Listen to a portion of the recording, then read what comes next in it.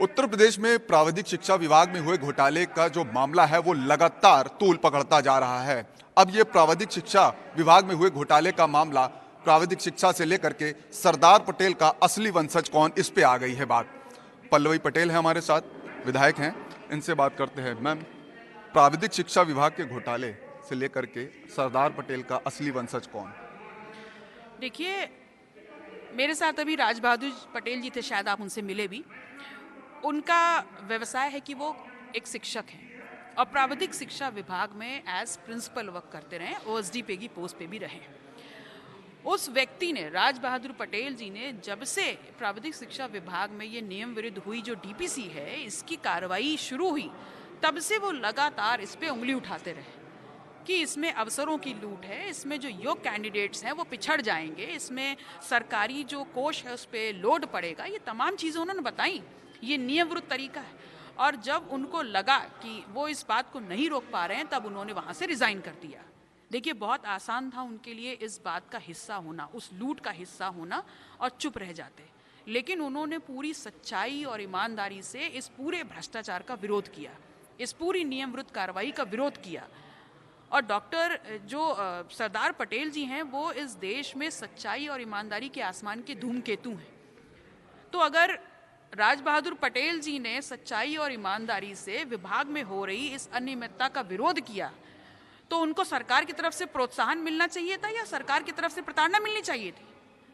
प्रताड़ना लगातार मिल रही है, उनके परिवार को धमकियां मिल रही हैं, बल्कि 1 जनवरी 2025 को उनको शो कॉज नोटिस भी उसी दिन दिया जाता है और उसी दिन ट्रांसफर भी कर दिया जाता है उनका। तो सरदार पटेल के इस वंशज ने, ये हैं एक्चुअली सरदार पटेल के वंशज, जिन्होंने ना अपनी निष्ठा खोई, ना ईमानदारी खोई, ना सच्चाई को दांव पे रखा। वो लगातार लड़ते रहे और आज भी खड़े हैं इस नियम विरुद्ध जो कार्रवाई हुई है उसके खिलाफ।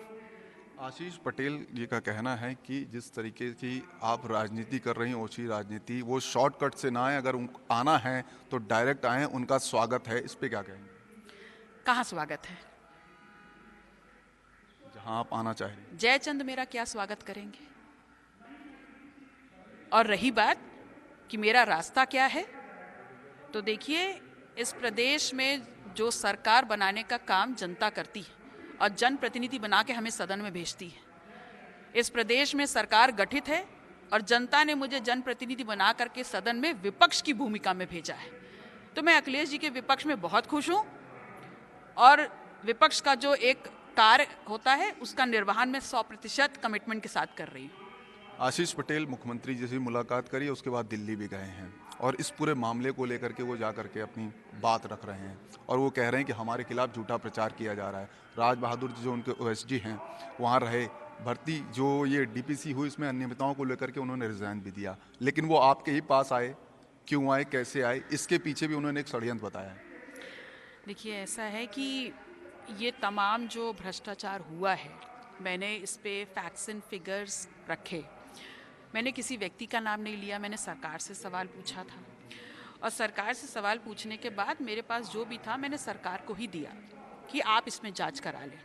अभी तक जांच शुरू नहीं करी गई, लेकिन मैंने आप लोग के माध्यम से ही प्राविधिक शिक्षा विभाग के उस व्यक्ति का एक इंटरव्यू सुना था, जिसमें वो कह रहे थे कि आला कमान तक जाएंगी तो थप्पड़ मार दिए जाएंगे, जूतों की बौछार हो जाएगी और चुप हो जाएंगी। तो कहीं लखनऊ दरबार से दिल्ली दरबार जाते जाते उनके साथ कुछ ऐसे ही तो नहीं हुआ है? एक बार जरा उनसे पूछ लीजिएगा। आशीष पटेल, मैंने बताया था आपको। ये मैम, ये भी सवाल आ रहे हैं कि जैसे आपने राज बहादुर पटेल जी, वो कह रहे हैं कि इस्तेमाल किया जा रहा है। किसका इस्तेमाल किया जा रहा है? और स्क्रिप्ट की बात आ रही है, कौन सी स्क्रिप्ट की बात आ रही है, क्या चीज़ है ये दोनों चीज़ें? देखिए, इस्तेमाल तो जो सरकार है ना, भारतीय जनता पार्टी की सरकार, वो असल में पिछड़ों का इस्तेमाल कर रही है। लेकिन मैं आपके माध्यम से ये ज़रूर बताना चाहूँगी कि अगर राज बहादुर पटेल जो सरदार पटेल के वंशज हैं, अगर उनकी प्रताड़ना नहीं रोकी गई या मेरे समाज के किसी भी व्यक्ति की प्रताड़ना हुई, तो पिछड़े समाज की आवाज़ बनकर ये पूरा तमाम जो पटेल समाज है सड़कों पे उतरेगा और भारतीय जनता पार्टी को उसकी बहुत बड़ी भरपाई करनी पड़ेगी।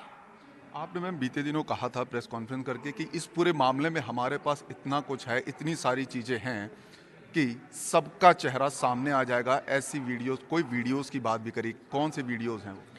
देखिए, अभी तक तो ये बोला जा रहा था कि ये तमाम प्रपत्र निराधार हैं, तो आज मैंने जीवंत प्रपत्र आपके सामने ला दिए। अब थोड़ा और इंतज़ार करिए, ये था आज तक, इंतज़ार करिए थोड़े दिन तक। अच्छा मैम, आशीष पटेल जी ने कहा कि अब मुझे इस पूरे मुद्दे पे कोई बात नहीं करनी है, क्या लग रहा है आपको? वो इसीलिए नहीं करनी ना, क्योंकि दरबार लग गया है, और जहां आला कमान के पास गए थे वहीं से कुछ थप्पड़ अप्पड़ जूता उता कुछ हो गया होगा, सेवा जिसकी बात कर रहे थे। अब आगे की क्या रणनीति रहेगी आपकी इस पूरे मामले में?